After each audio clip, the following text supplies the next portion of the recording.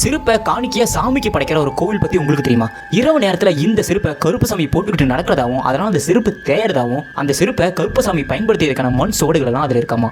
இதுதான் நாவலடியார் கருப்பசாமி கோவில். இங்க இருக்கிற கருப்பசாமியோட வரலாறு என்னன்னா, அந்த காலத்துல 2 வியாபாரிகள் ஒரு கல்லை தூக்கிக்கிட்டு இப்ப இந்த கோயிலுக்கு பண்ணீங்களா அந்த வழியா போயிட்டு இருந்திருக்காங்க. ரொம்ப இரவு நேரமானதால அந்த கல்லை அங்க வச்சுட்டு கொஞ்ச நேரமா தூங்கிட்டு இருந்தாங்க. விடியும் பொழுது எந்திரிச்சு அந்த கல்லை தூக்க ட்ரை பண்ணிருக்காங்க, தூக்கவே முடியல. ஊர் மக்கள்லாம் கூட்டு வந்து அந்த கல்லை தூக்க ட்ரை பண்ணிருக்காங்க, தூக்கவே முடியல. அப்ப பாத்தீங்கன்னா அந்த 2 வியாபாரிகள் ஒரு வியாபாரியோட உடம்புல கருப்பசாமி ஏறி இந்த மாதிரி நான் தான் இந்த இடத்துக்கு வந்திருக்கேன், என்ன யாருமே இந்த இடத்துக்கு தூக்காதீங்க, எனக்காக இந்த இடத்துல ஒரு கோயிலை கட்டுங்க, உங்க எல்லாத்தையுமே நான் பாதுகாப்பேன் அப்படின்னு சொன்னதாகவும், அதுக்கப்புறமா இந்த கருப்பசாமிக்கு இந்த இடத்துல ஒரு கோயில் கட்டதா சொல்லப்படுது. அந்த செருப்பு எதுக்கு திரும்ப இந்த சாமி காணிக்கை படைக்கிறாங்க?